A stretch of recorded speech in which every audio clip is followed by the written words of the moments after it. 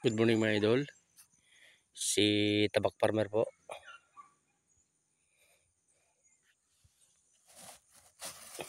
Maglalagay tayo ng fertilizer sa ating mga tanim. Yan. Ito yung urea. Ang ating papatabaan mga idol. Ampalaya, sili at kamatis. Saka kalabasa. Yan. Kaya maghapon na naman tayo dito. Mga idol. Dahil mga baby pa ito, napunla.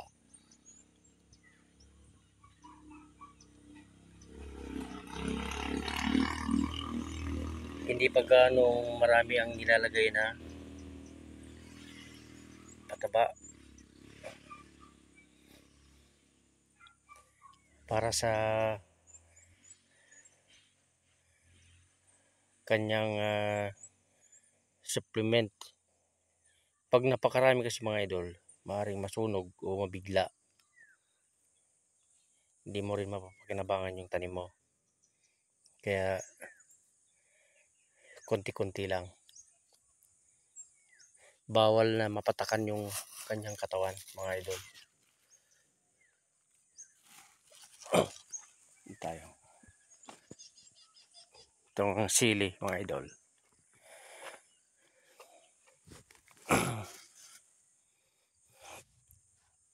Ito mga idol yung sili. Yan.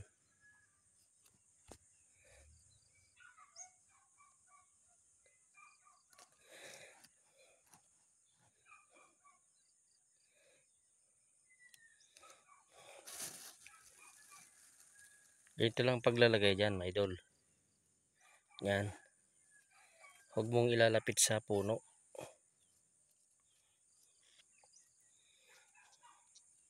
Lagyan mo ng distansya para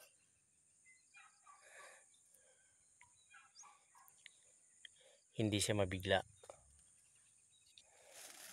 Yan.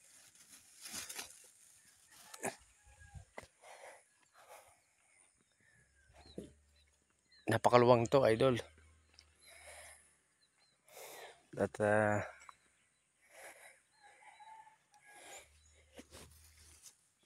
isinishare ko lang yung aking ginagawa. Ito naman yung kalabasa.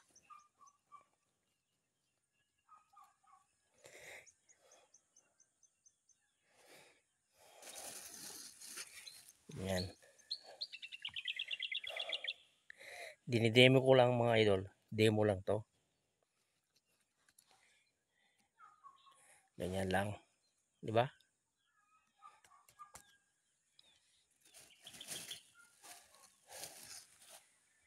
Dito naman tayo sa watermelon.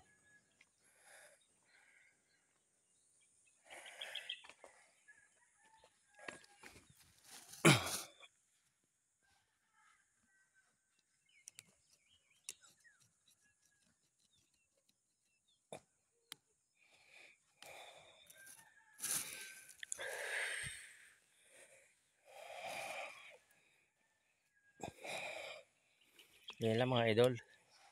Yan.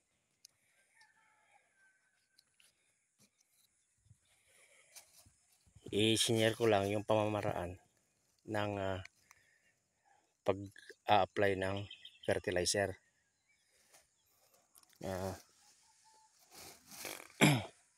Yun mga idol. At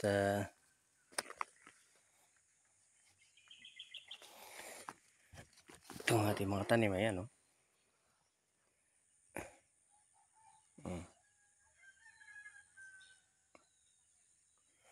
Hanggang doon yan sa dulo idol.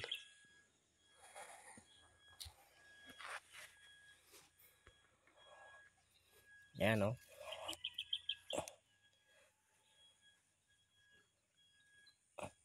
Ganda ng kanyang sibol.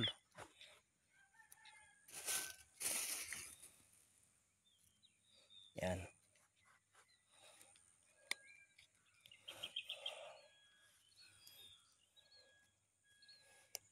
Ang paglalagay nito mga idol, i-distansya lang, hindi yung isagad sa puno.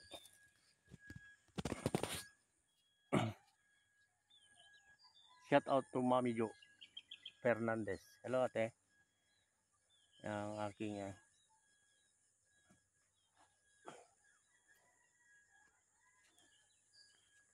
Ma'am Jo na nasa Canada. Morning po. Ma'am Sharma, yan, sa Amerika. Boy Sardinas. Shout out mga idol. Tabak Farmer. Bye.